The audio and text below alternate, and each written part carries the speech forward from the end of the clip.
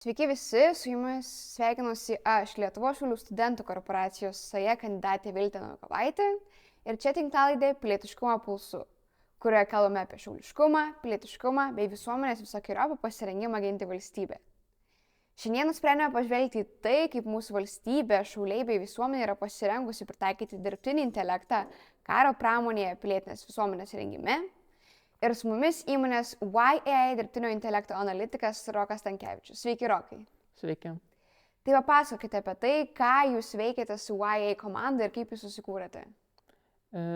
Tai mes su YAI komanda iš esmės sprendžiame problemą, tai yra darbuotojų praktinių dirbtinio intelekto įgūdžių neturėjimas, sakykime, arba norėjimą tiesiog tobulėti dirbtinio intelekto srityje, grinai kalbant apie generatyvinį dirbtinį intelektą, kadangi mes žinome, dirbtinis intelektas yra labai plati sritis, apima daugybę visokiausių pritaikymo, kaip sakant, sričių, turi plačią istoriją nuo pat 20 amžiaus vidurio, tai mes tikrai apėmę, kai mes atsakome dirbtinio intelekto agentūrą, tai mes turime menį šių, kaip sakant, metų turbūt, ne, praeitų metų dirbtinio intelekto tą vystymąsi, grinai generatyvinio dirbtinio intelekto prasme, kalbant apie didžiuosius kalbos modelius, ChatGPT ir kitus dalykus, tai mes grinai stengiamės įmonėms padėti,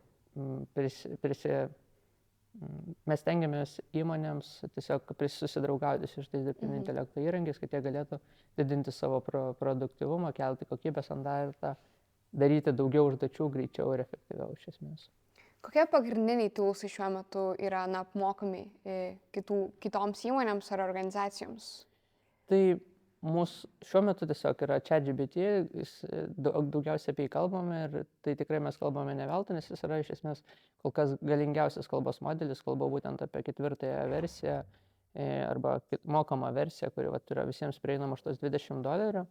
Tai šiuo metu šis įrankis yra pats geriausias, dėl to mes daugiausiai dėmesio skiriame jo pritaikymų įmonėms, bet žvelgiant į ateitį, tai tikrai nereikėtų prisirišti prie vieno iš šitų įrankių.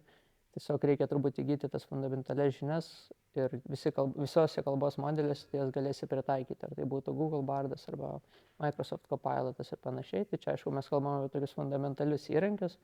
Bet jeigu reikia specializacijos, o su dirbtinio intelekto įrankis tai yra tikrai labai milžiniška specializacija, kiekvienas turbūt iš mūsų susiduriam, kad mato prenumeratas 10 įrankių, kiekvienas iš tų įrankių turi po 10 alternatyvų, tai tų įrankių yra labai daug ir ką mes siūlome įmonėms, ką siūlome visiems žmonėms, iš esmės tai yra išmokti naudoti su tais pagrindais, įgyti pagrindus ir tada jau kreipti save į tam tikras linktuves, į tam tikrus įrankius, kurių galbūt jau neatliepia tie pagrindiniai modeliai. Pažvelkime šitiek ar ne į valstybės gynybą. Tai kokie įrankiai yra naudojami ar ne, galima būtų jas panaudoti valstybės gynyboje arba užtikrinant saugumą visuomenės. Ką galėtumėt papasakoti apie šitą būtent sferą dirbtinio intelekto tematikoje? Tai jo, šitas sritis turbūt kaip... Šitas sritis nėra mūsų visiškai ta kasdienė darbo dalis, tai aš irgi nesu visiškai ekspertas, bet kiek teko šiaip domėtis, kiek teko domėtis prieš pokalbį, tai galbūt tas dirbtinis intelektas šiuo metu dar nėra naudojamas, būtent generatyvinis dirbtinis intelektas, tai yra apie ką mes kalbame, tai nėra jisai naudojamas, yra daugiausiai naudojama ta plačiaja prasme dirbtinis intelektas kaip mašininis mokymasis, kaip robotika, virtuali vizija, pasitaisysiu, ir tiesiog robotinė vizija, ar ne, tai arba kompiuterinis žiūrėjimas, tai yra kai tiesiog bandoma atpažinti kažkokius karo mašinas, atpažinti judančius žmonės, kažkokius dronus ir kitus dalykus, tai yra viena vertus yra stebėjimas dirbtinio intelekto ir bandymas pasižiūrėti, kur priešas juda, ypatingai kalbant apie Rusijos Ukrainos karą.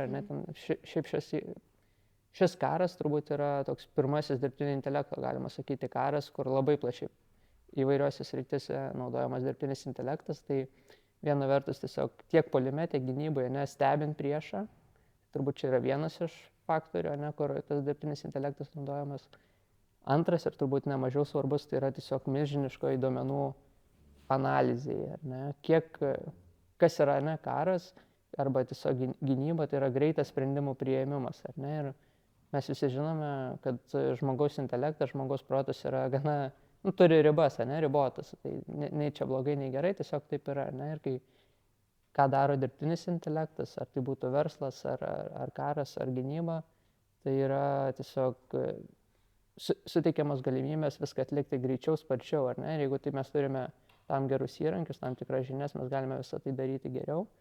Tai gynybos prasme, tų greitų sprendimų priėmimas, priimant informuotus sprendimus, išanalizuojant didelius duomenų kiekius, ar tai būtų tekstas, ar žvalgyba, ar vaizdo medžiaga, kurią mes gauname iš palydovų, dronų ir kitų dalykų, tai šią prasme dirbtinis intelektas padeda. Ir aišku, aš taip gana sinonimiškai vadinau tą karą ar gynybą, bet taip iš esmės ir yra, nes tai galima panaudoti tiek puolimui, tiek ir gynybai. Tai iš esmės gali būti taip, kad ateityje tam tikrus karinius strategijas bus galima tiesiog įgyvendinti arba sukurti su kažkokiais įrankiais dirbtinio intelekto, ar taip supratau? Galima vadinti tai įrankiais, bet kaip galime vadinti tai įrankiais, bet gal aš to nevadinčiau grinai, nes mes kai kalbame apie dirbtinį intelektą įrankius, tai mes bent jau šiuo metu turime tą ChatGPT, tai lygų dirbtinis intelektas. Tai taip nėra, nekalbame apie tokius įrankius, bet greičiausiai apie tos, kuriuos naudoja valstybės, tai jau galima vadinti ir gynybos sistemomis, arba, nežinau, galbūt gynybos sistemos būtų tas geras žodis. Tai ką aš minėjau, šitas technologijas jau yra pritaikomas dabar, ar ne? Ateityje teko irgi domėtis apie tokią, turbūt gana žinomą JAV įmonę Palantir, ar ne? Tai jie bent jau taip reklamuojasi, turi planuose tokį vos ne kalbos modelį, kaip mes turime ChatGPT kažkokią, kuris gali mums jau atsakyti į klausimus, tai maždaug panašaus tipo modelį, kuris yra skirtas gynybai, kuris būtų pateiktas JAV, gynybos departamentui, kuris galėtų išanalizuoti skirtingas, kuris visų pirma būtų apmokytas pagal įvairias įvairius karo scenarius, įvairius karo gynybos scenarius, duomenis apie skirtingas valstybės, tai jis būtų tais duomenų kiekis paremtas, ir jis galėtų maždaug statistiškai pamatuoti, paraginti, pakonsultuoti skirtingose karo scenarius, ir mes tarsi galėtume su juo konsultuotis. Aišku, mes galime tą daryti su ChatGPT, bet mes žinome, kad tie atsakymai būtų juokingi, visiškai netitiktų realybės ir labai sudėtingos iš esmės gynybos situacijos. Tai jų planuose yra toks. Ar tai yra artimieji planai, ar tai yra tai kažkokia vizija, kurią dar jie tik numato? Ar tai jau gaminamas produktas šiuo metu? Tai jo, yra gaminamas ir tai, čia turbūt nereikia didelės fantazijos, kad tokį produktą sukurti. Klausimas turbūt bus, ar jis bus efektyvus, ar jisai tikrai galės padėti, ar ne, nes kame yra problema, bet bendrai kalbant apie dirbtinį intelektą, bet tai būtų vienodai pritaikyta tiek gynybos atveju, tiek puolimo, tiek mūsų visuomeniai, tai yra duomenų gavimas ir jų tinkamas apdorojimas. Bet dirbtinis intelektas yra tiek galingas, kiek jis turi tam duomenų ir kiek mes galime jam suteikti duomenų. Tai viešai prieinami tie kalbos modeliai, kaip mūsų tas minėtas ChatGPT yra tiesiog, ChatGPT yra tiesiog milžiniškų interneto duomenų toks susisteminimas, ir iš to informacijos pateikimas vienaip ar kitaip, viskas sudėtingiau, bet čia supaprastinant, šnekant, tai kalbant apie karo pramonę, tai tie duomenys yra visai kitokie ir mes negalime pasikliauti internetiniais duomenimis, mums reikia labai daug vaizdinių duomenų, mums reikia labai specifinių duomenų, kurių iš esmės joks žmogus šiaip jau negalėtų prieiti. Tai, kadangi tas startuolis labai aktyviai bendradarbiauja su JAV vyriausybė, tai bent jau mano žiniomis, tai tas produktas galbūt galėtų greitų metu kažkaip vienaip ar kitaip būti naudojamas, galbūt jis jau yra naudojamas, kadangi tokie dalykai, kaip sakant, per slapti. Jų žiniasklaidos portaluose nelabai paskaitysi, tai kol kas lieka paslaptis turbūt, bet neatrodo turbūt labai jau futuristiškai, kad toks modelis vienaip ar kitaip galėtų veikti. Taip, o minėjote, kad jau yra pritaikomas ir dirbtinis intelektas sekti žmonės ar ne karo pramonėje Ukrainoje. Kaip tai tiksliai yra naudojama? Ar tai yra kažkoks dronas, kuris vėl seka žmonės, ar kažkaip filmuoja, kaip jau dabar tai yra pritaikoma? Taip, tai vienas iš tokių žinomiausių turbūt atvejų, tai žinoma yra tas visas kameras, ne, dronai ir visa kita, bet e, dabar užmiršau tiesiog JAV startuolį irgi vardą, kuris labai rimtai bendradarbiauja su Ukraina. Tai iš esmės šitas startuolis iš esmės turi tokias milžiniškas duomenų bazės, kaip sako, kelis milijardus žmonių veidų yra nuskaitęs, ne, iš viso interneto, tai galbūt ir mūsų, ne, tiesiog Facebook'o ar ten Instagram'o vartotojų, ne, veidai galėjo lygiai taip pat būti panaudojami tą modelį apmokant. Ir iš esmės, kaip jis yra naudojamas karo pramoniai, tu gali įvesti ar nufotografuoti, ne, žmogaus nuotrauką, ar jis būtų, nu, žinome, kaip kare tas nuotraukas, ne, būna atsiranda, tai ar būtų mirę žmonės, ar kažkaip būriuose, ne, nusifotografavę, tu va tą nuotrauką gali tarsi nuskenuoti ir gauti informaciją apie žmogų. Ir ar tai būtų jo socialiniai tinklai, ar kažkokie, nežinau, teisiniai dokumentai, tai taip iš esmės yra nustatomi va, tie žmonės, kurie rusai, kurie kariauja Ukrainoje, maždaug, jo, skaičiau vat, prieš mūsų susitikimą, maždaug apie 200 turbūt tūkstančių žmonių jau buvo taip susekta, ne, tų rusų, vat, kurie kariauja Ukrainoje, ne, ar tai būtų karo nusikaltėliai, ar nebūtinai, bet tiesiog jau vat, Ukraina tą naudoja. Ar yra kažkokia statistika, ar tai yra gerai veikianti praktika? Žinome, kad yra girdėta daug, kad su dirbtiniu intelektu ypatingai, kuris nuskaito kažkokius veido bruožus, yra labai daug paklaidų. Ar yra aišku, kaip šita programa ir jinai veikia teisingai, ar vis dėlto yra kažkokių paklaidų, ties kuriuom reikėtų padirbėti? Taip, tai tikrai reikės turbūt mums po podcast'o įdėti šitą vietą, kaip vadinasi ta įmonė, bet šiaip 98 kažkur procentai, aš kiek skaičiau straipsnėje, yra tas tikslumas. Tai yra milžiniškas turbūt kokybės šuolis, sakyčiau, su praeities technologijomis. Ar reikėtų mums baimintis to, kad karo pramonėje atsiranda kažkoks nežmogaus faktorius ir tokius sprendimus, kaip ar ne, tikrai rimtus, kurie pasveria gyvybės ar ne tam tikras, kad tokius sprendimus pradės priiminėti dirbtinis intelektas, o ne žmogus?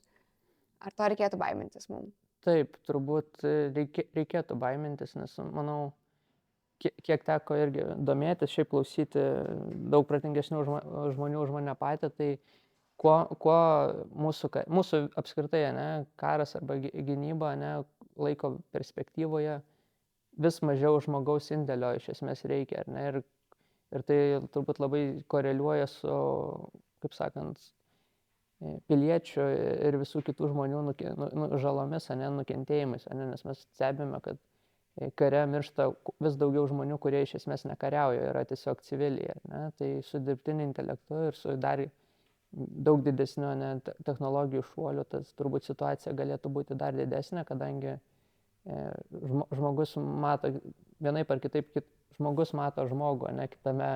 Ar tai būtų priešas ar ne, bet mes visi suvokiame, kad tai yra kažkas kito nei stalas ar kėdė, kaip dirbtinis intelektas traktuotų, kaip sakant, kažkokią nuotrauką, ne, žmonių sandūrį, ar mes labai skirtumėmės nuo kokios nors logistikos bazės jam, mes turbūt esame vis tiek tie patys skaičiai, ne, kažkokie statistinės tikimybės, kaip dirbtinis intelektas suvokia, ne, Žemė ir tada tikėtis iš jo kažkokio, kaip sakant, to tokio supratimo.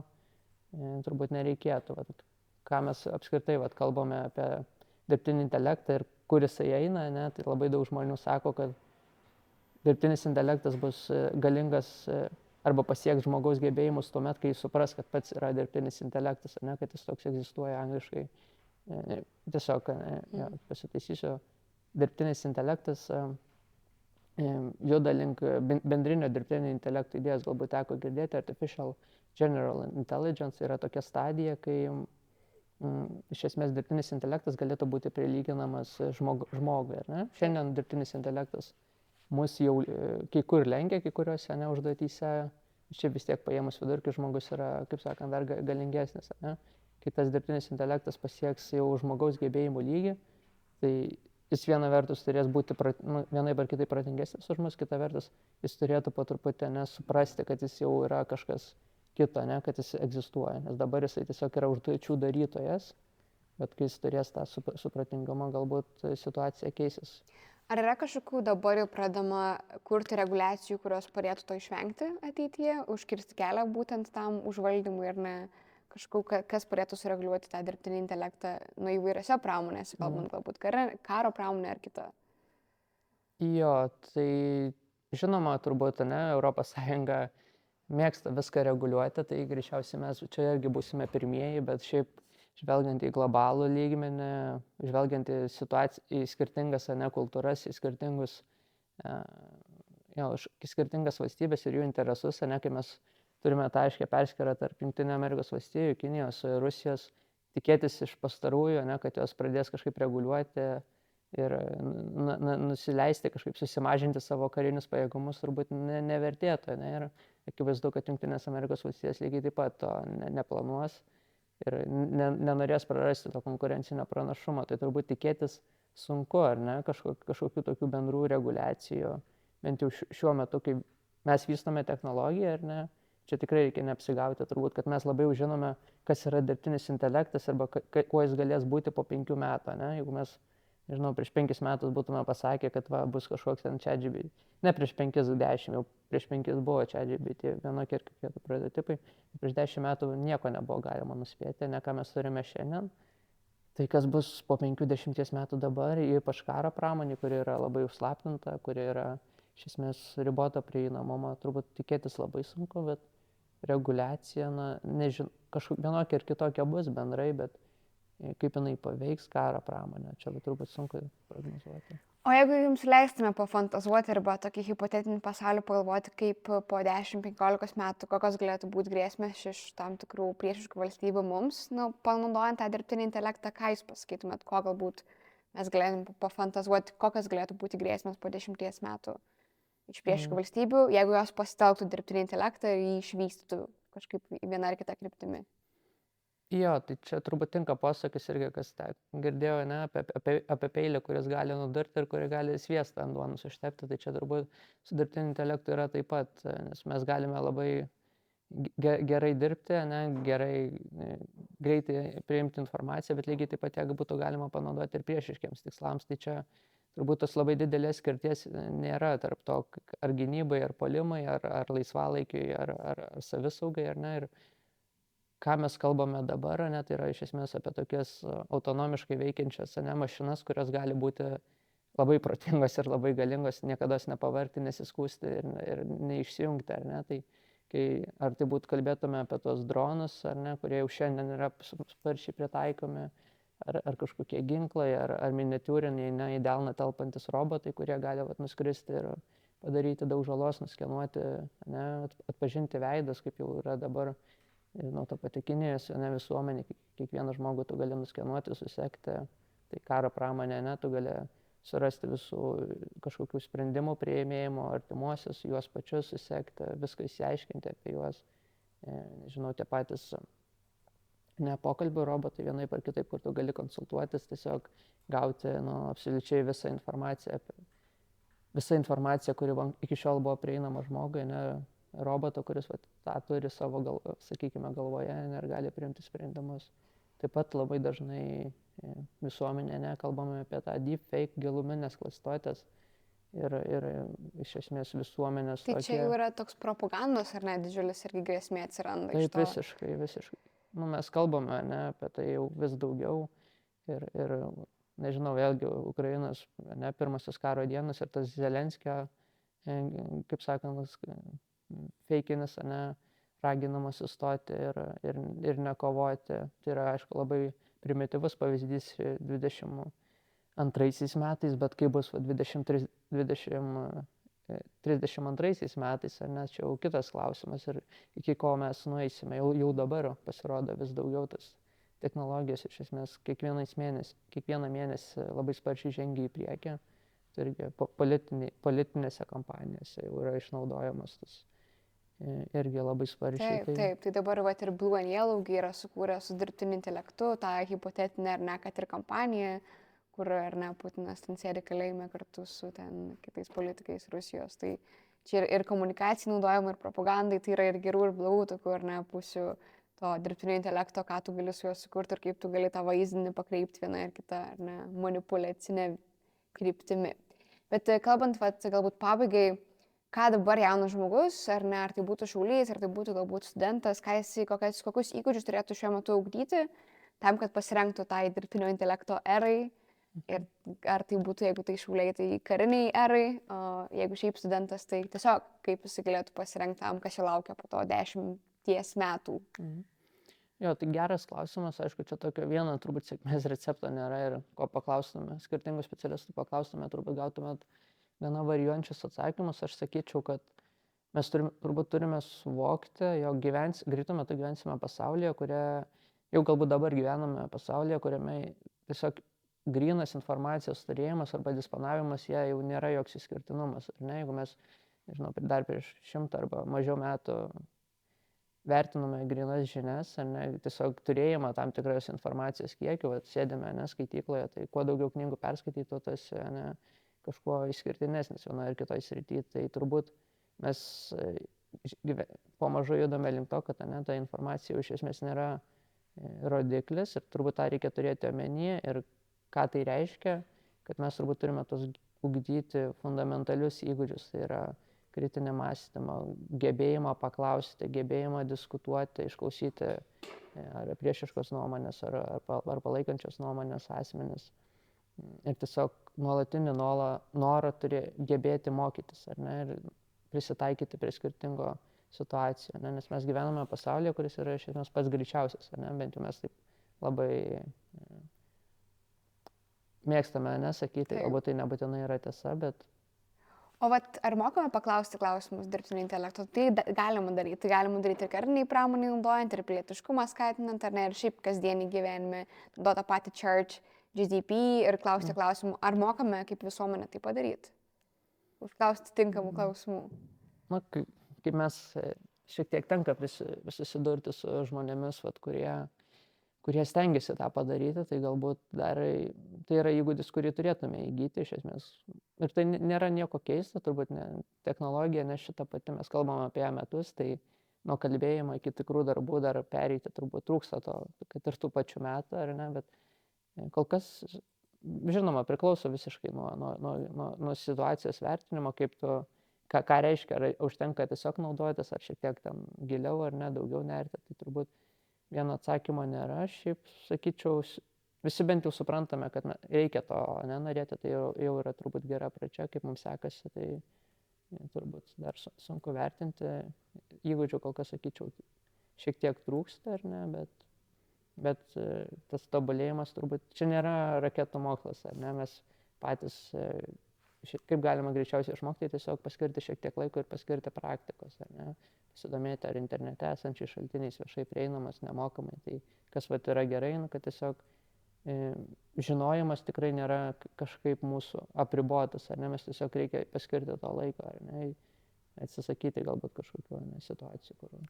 Taip. Tai su tuo ir užbaikime. Ačiū Rokai Y, dirbtinio intelekto analitikas Rokas. Ir su jumis buvo tinklalaidė Pilietiškumo pulsu. Iki kitų pasimatymų. Ačiū Jums.